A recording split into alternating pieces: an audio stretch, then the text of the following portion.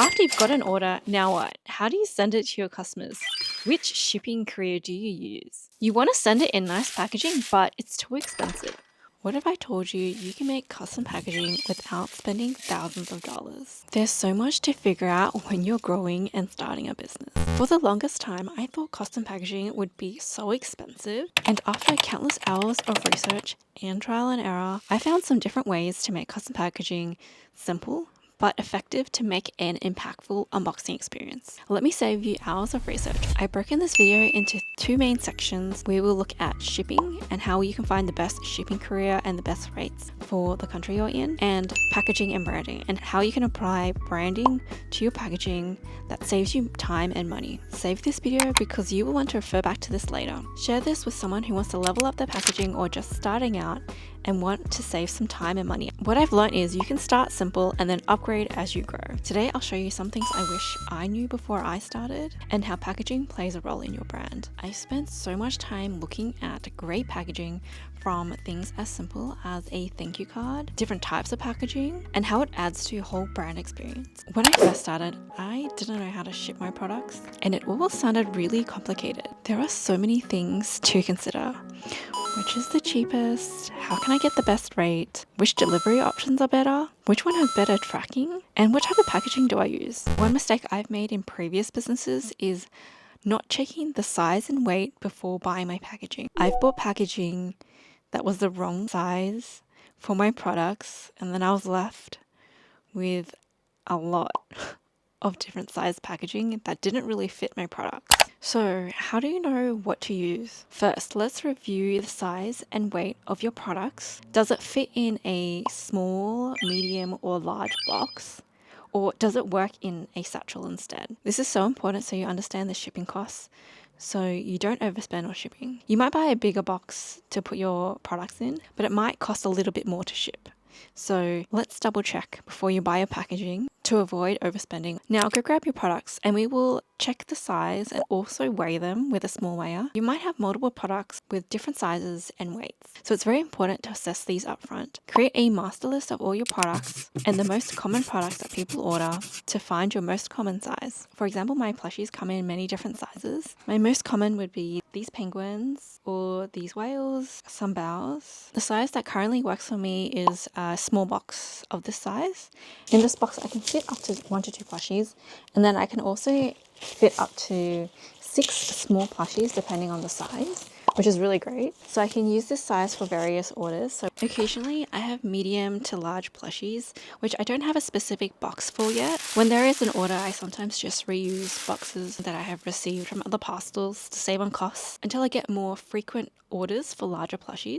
Choosing a box or a satchel will depend on the products you have. Have you ever received a product that was broken? How was your experience? Was it packaged correctly or was it packaged poorly? It's important you choose packaging that will uphold during shipping to avoid any damage, especially for fragile items like ceramics. We need to consider two things: the external packaging and the internal packaging, and how the external will protect it during shipping and the internal will also protect the item from moving. The two most common packaging types are satchels and boxes. How do you know which one to choose? Satchels are very light, cost-effective, and weatherproof. It's great for soft items like clothing and towels. Shipping boxes are stronger and are more durable than satchels and will help minimize any damage. This is especially important for fragile items like ceramics or jewelry. Spending a bit more on packaging for fragile items is worth it, as you don't always know how well the package will be handled during shipping, especially for international shipping. We will touch on packaging and branding a little later.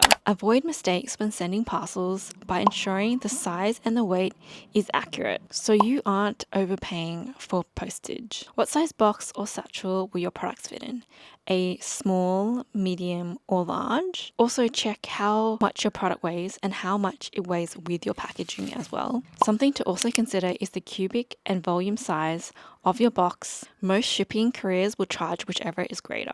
For example, your products might be light, but in a large box, you'll be charged whichever is greater. Or if your product is small, but it is heavy, it will be charged whichever is greater, which is the weight. If your packaging is heavier, a flat rate satchel might offer better rate, but you might be using the courier's branding instead of your own packaging. Avoid packaging your small items in larger boxes, otherwise you'll be charged more for the size. Next, you need to check the total weight of your products, plus the box or satchel you're using. I didn't calculate this when I first sent my orders, so calculate this at the beginning so you can avoid any extra charges. I checked the weight of my plushies, but I didn't check the weight of my plushies with my box, which brought my weight to the next rate limit, which meant I had to pay more. This is when you can consider changing the size of your box if there is empty space, or you can consider changing it to satchels because they're lighter. It only gets a bit complicated if I have multiple plushies in my order or if I have medium to large plushies. Make sure you check with your courier all the different weight limits within your country to avoid any extra costs. You know what products you're going to ship. Now, who do you ship it with? Have you received your parcels within a few days or within a few weeks? Your shipping experience is part of your customer experience, and you want your customers to have a good experience so they buy again. Your shipping delivery times will also influence the customer's decision to buy. Start by comparing different companies. Besides looking at the cheapest rate, you also want to consider, does your shipping courier offer flat rate shipping? This will standardize your shipping pricing. In Australia, Australia Post offers flat rate shipping boxes and satchels, which you can add up to 5 kilos of weight for the same rate. This might work for small and heavy products. How fast is delivery? Do they offer different shipping speeds like standard and express? Do they allow you to use your own packaging? Check if there are standard sizes in your country. Are they fast and reliable for domestic and international orders? Does your country allow you to ship to different international zones? Do they offer tracking?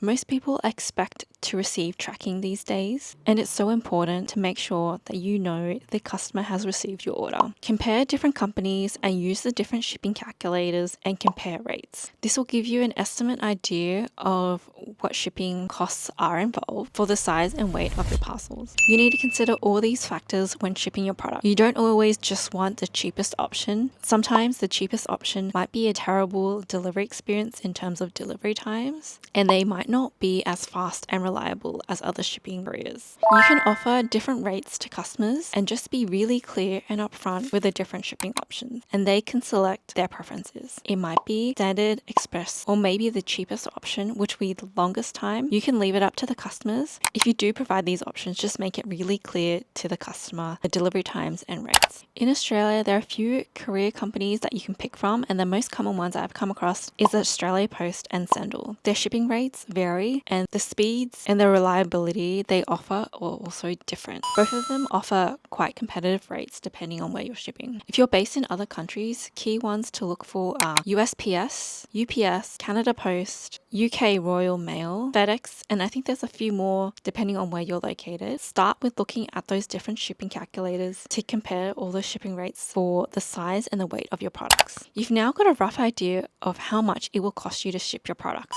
What are the shipping rates you're going to offer your customers? Most people expect to have free shipping over $50 or $100 or a certain threshold, and this will help increase your average order size. But if your profit margins aren't as high and you can't offer free shipping yet, like with handmade or specialized products, you need to offer the best rate for your customers. Shipping rates are increasing, but you can provide different delivery options and different rates to your customers. Can you absorb any of the shipping costs into your products, or will you pass the full shipping costs to your customers? Could you standardize shipping and offer a flat rate depending on the size and weight of the products they order? Shipping rates will also vary for domestic and international shipping. In order to figure out the shipping rates that you will offer customers, check the shipping rates that we looked at earlier to figure out our base rate plus any additional packaging. Then you can create shipping profiles on your website to offer your customer different options. There might be separate profiles for domestic and international and different rates for standard and express. For Etsy, it's a little bit harder because you can only offer a flat rate and then any additional cost afterwards. If you own your own website like Shopify or Square, usually you can put in different shipping profiles depending on the size and the weight, and then you will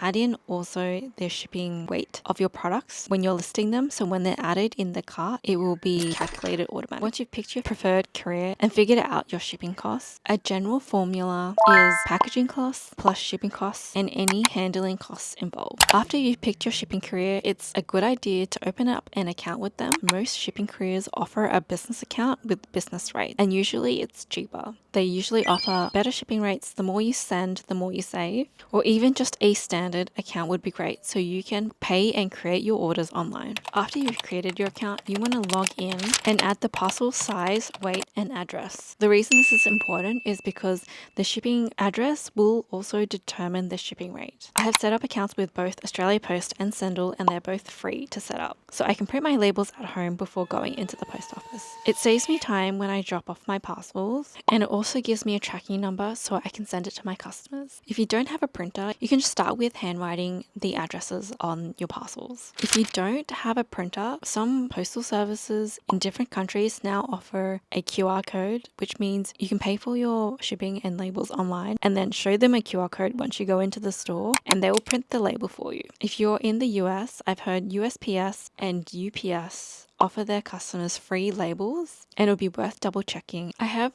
the Dymo 4XL, and I've heard their min bin ones are also really popular, and I also use it to print my stickers for my packaging as well, which I'll touch on a bit later. The newer models of Dymo is the 5XL, and they only accept the Dymo branded labels, which can cost quite a bit. Compare a few different brands and find which is the cheapest for you. How to get free things from your courier. Most large shipping companies offer free things to their business customers. I've heard USPS not only offers the free labels, but also free boxes for those in the US. You can get free things at Australia Post. You can get the express shipping tape and the plastic sleeves for international labels. Think of the last time you ordered a product online. How was your experience? Unboxing a parcel is like unboxing a gift. Even if you know what's inside, there's always an element of excitement. So how do you create custom packaging that stands out and is affordable? Let me show you some ways so you can save a ton of money. Whether you're just starting out or looking to invest more into your packaging, it's as simple as choosing a different color for your tissue paper or your box. Using stickers is also a great way to add your logo to your packaging. So one day I sold a bowl on Facebook Marketplace.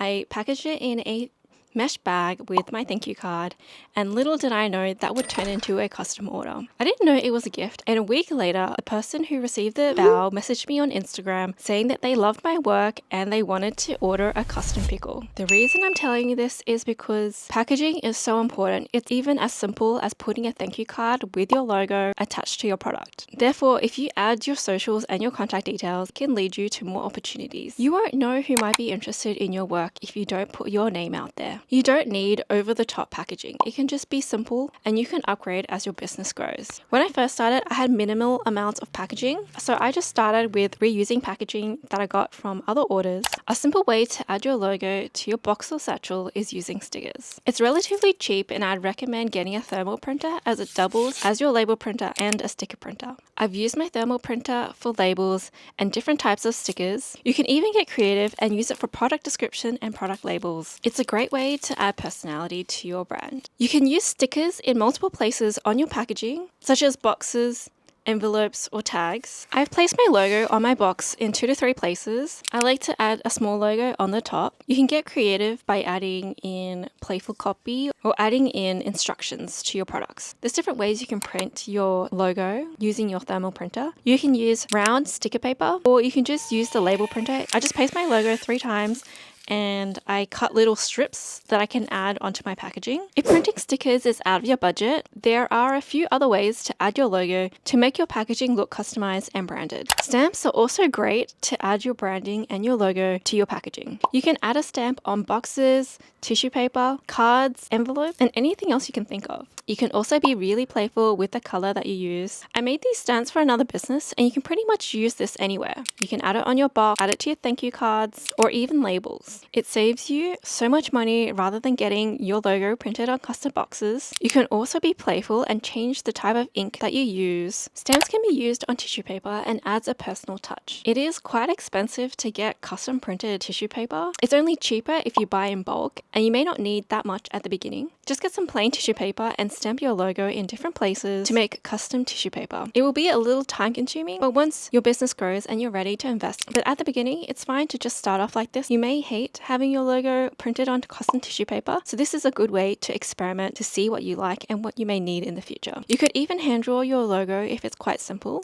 but I'd recommend getting a stamp or a sticker because it'll save you time. And you can use it in multiple places. I'm currently just using stickers on my packaging, but I plan to get some stamps in the future. I'm still figuring out my logo, so until I finalize that, I will just be using stickers. I'm currently using stickers printed from my thermal printer because I can print low quantities without the commitment. So if I plan to change my logo in the future, I can just print the amount that I need and print new stickers when I change my logo. With a stamp, it's kind of set. So once you finalize your logo and you're happy with your logo, you can invest in a stamp. What I've seen other brands use is custom packaging tape. If your logo and your branding is finalized, it's also a great investment in getting nice packaging tape. You can get eco-friendly tapes as well, and adds a touch of color to your boxes or satchels. Adding your logo on your box or satchel is simple and effective and helps people identify your brand. Let me show you another method that I love. It adds a nice touch and looks quite expensive and is affordable. Have you heard of an embossing stamp? You just need two things. You need the embossing stamp and the stickers. It looks really simple and expensive. If you were to get embossing on your thank you cards or your boxes, it would cost so much money. This is a simple and nice touch to add to your packaging. You can use it on any paper, such as envelopes and thank you cards. I love the embossing effect. It's really nice and it looks premium. Once I finalize my logo, I really want to get an embossing stamp, but at the moment I don't really need one. It's a really nice touch to add your logo mark on different things. I prefer using embossing stamps because it saves so much money. It's still manageable with certain quantities. This is my favorite way to add a personal touch to my packaging. Is your product fragile and do you need to protect it during shipping? Tissue paper is a great way to wrap your product, but if you need additional protection, there's bubble wrap or eco-friendly options like the honey wrap. If you use tissue paper, you can use the stamp to add your logo, or you can use tracing paper and use a printer to print your logo on. You can play with different color tissue paper to match your brand. For example, if your brand is pink or purple, it will add a pop of color to your packaging. I currently use white to keep it quite simple. I like to add the tissue paper so when you're opening it, it's like a gift. So you can really just start simple. When your customer opens the box, the first thing they see is your thank you card and the tissue paper. Incorporating different colors to your packaging will help it stand out. For example, if I chose a black sticker, it wouldn't match my brand as much. So think about the color that you're using. If I use white, it's also quite plain. So I wanted to add a pop of color and I chose gold. Logo and branding is so important to help your packaging stand out. Let's have a look at Mecca and their different types of packaging and what they have in common. There's a Mecca and Sephora in Australia, so they're quite similar. They sell makeup, but look at their packaging. It's very nice and they have their logo on the front and back. And the color they use is really nice. There's three colors. There is a light peachy pink, a pink, and a dark pink. And in their gift boxes, they also use their three primary colors. They use their pink and their maroon color. And then once you open it up, it's really nice as well. So with their tissue paper, they use the same color. And you can also see they add a sticker with their logo on it as well. Even though the packaging types are different, so like their gift boxes and their carry bags, they've been playful with the different colors they use. Even though this has a stronger pink color, which is this pink here, you can still identify the branding through color. So you can see that they use two different types of logos. So they've got their main logos on this side, and then they've got their secondary logo shown as well. Logo plays an important role in your packaging and color plays an important role in your packaging. Getting bags printed like this and boxes printed like this costs quite a bit. So all the stamps and stickers can help us create custom packaging for the time being until we can invest a bit more into something a bit more polished like this. The eco-friendly boxes that they ship their orders in is also really well thought out and you can identify their brand even though they have used plain craft packaging on the outside. But once you open the box, there's a pop of color and they also have their logo. It's a creative way to make it eco-friendly. They add a little description here and it says that it's made with 50% recycled material and it's 100% recyclable. So you don't always have to think of putting your logo and your color on the external. You can keep it simple and you can add a pop of color inside your packaging. We went through different types of packaging earlier, satchels or boxes. Satchels and polymailers are lightweight and water resistant and great for soft products like clothing. It's also really budget friendly. Usually you can get satchels that are quite plain so you can add your sticker onto the satchel, or in the future you can can have your logo printed on a satchel. But until then, a sticker will do the same job. They also come in different colors, so you can pick a color that reflects your brand. I use pink because it's the closest color to my brand color, and if I used a darker color or a black, it wouldn't really match my brand. Envelopes are also great for stationery and illustration prints, or you can have a look at poly mailers for jewelry or fragile items. Depending on your products, boxes are great for more protection during shipping. A simple and plain box is enough to get started, so you don't need a fully printed and custom box just yet. Once you're more established and have more orders, you can look into getting boxes printed to save you some time. Like we touched on earlier, color plays an important role. So think about the color of the box that you want to use, or if you want to keep it quite simple using a white or craft box. You can add color to add personality to your brand. Instead of using white, you could use a pink or blue box. If you can't find a box in the color of your brand, you can use a simple white or craft box to begin with. You can add your logo with a sticker or stamp, and then also add a pop of color through tissue paper instead of the color of your box. Depending on what I'm shipping and to where, I like to use a box and a satchel. Satchels are water resistant and adds an extra layer of protection during shipping, especially for international orders that are traveling a long distance. It might be an added cost, but I would hate for someone to receive an order that was damaged due to shipping. So you're probably also wondering, why don't I just also use a satchel since plushies are soft? Since plushies are soft, they can be squished and it can deform. A box will help keep its shape during shipping, and the customer won't have to reshape the plushie when they receive it. By using a box, the customer will receive the product in almost the same condition that I shipped it in. It's personal preference, so test out what works for you and your product. It might be a bit of trial and error until you find your preference. The internal packaging is also just as important as the external packaging to ensure the product inside upholds during shipping. Is your shipping box enough to protect the products inside your box? Internal packaging is especially important for fragile items. We talked about tissue paper earlier. Think about the empty space to avoid any movement during shipping. You can add foam peanuts, air cushioning, or crumpled paper. I use shredded paper in mine. And if you need double layered protection, think about double layered cardboard for your boxes. All these things are to protect the product from moving during shipping. Other things to include in your packaging is thank you cards, stationery, business card, or a care card depending on your product. It's always nice to add a personal touch with a thank you card, whether it's printed or handwritten. It can be as simple as just writing thank you. I want my brand to be a bit more playful, so I've done that through color and the copy. My thank you cards are quite simple and they're printed in black and white for now, and in the future I'll plan to print them in color. I let people know that we have socials so they can tag us. For the moment, I don't have a separate card for a care card just yet. For now, I've added a note on the thank you card to let people know that it's not suitable for children under 3 because I use safety eyes for some of my plushies. I use 2 different sizes. I use the smaller ones as tags and the bigger ones as thank you cards for my packages. I'm starting with a small batch until I can do a bulk order. I printed a small batch at Officeworks on thicker paper for now until I upgrade my thank you cards. It's so important to add your socials and other important details like your website so people can contact you. You can consider adding QR codes so people can go directly to your website or your socials. Does your product have special instructions or steps to use for your products? Make it easier for the customer by providing everything they need about your product. If your product is new, it's a great way to also educate them in how to use it. Your thank you cards and your care cards can be separate cards, or it can be combined into one. These can be printed separately or double-sided, so you can add a handwritten message on the card. I saw someone else use this and I thought this was a really great idea. They printed a business card size as their thank you card. Getting business cards printed is quite cost effective because they are small. You can get a big quantity and it's usually quite cheap. I'd recommend starting with small quantities. You can start with just printing it at home or going to Officeworks to print your cards on thicker paper. It's a bit more time consuming, but it works at the beginning. And then once your business scales, you can get it professionally bulk printed, which will save you some time. Besides your logo, the font you use for your brand and your thank you cards can add to your brand identity and your personality. Your font choice can communicate your tone,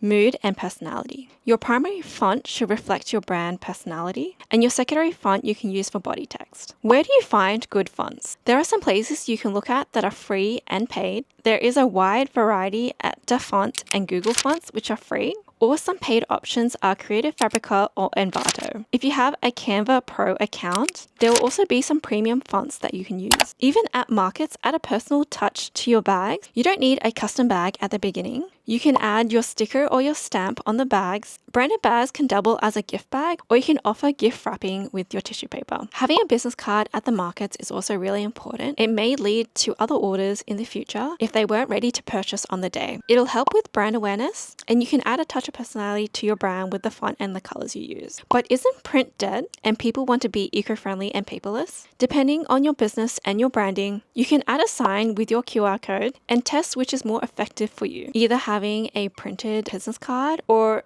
a sign with your QR code. Today, I still think there is a place for both. Think about the customers at your market. Are they young or are they an older audience? What do they prefer? Are they digital only or older customers that like physical cards? Or is it a mix? You should cater to both so you widen your customer base. What I've learned is you don't need it all figured out to start. Start simple and upgrade as you grow. As you can see, I've started simple and you can add different touches to your packaging to add a personal touch. You don't need to compare yourself to bigger brands, especially when you're starting out. You can start simple with some of the ways we talked about today, and once you have grown, you can upgrade to more branded and polished packaging. For the moment, we're looking to save money with these methods. At the beginning, you will want to save money, but as your business grows, you will want to save some time. Don't overthink it and just keep it simple, and as you grow, you can change your packaging. All these things will create a memorable unboxing experience for your customer. From a great shipping experience to unboxing your products once they receive it in the mail. As your business grows, you'll prioritize time over cost and then improve your business efficiencies as you go. Let me know what you found most useful in the comments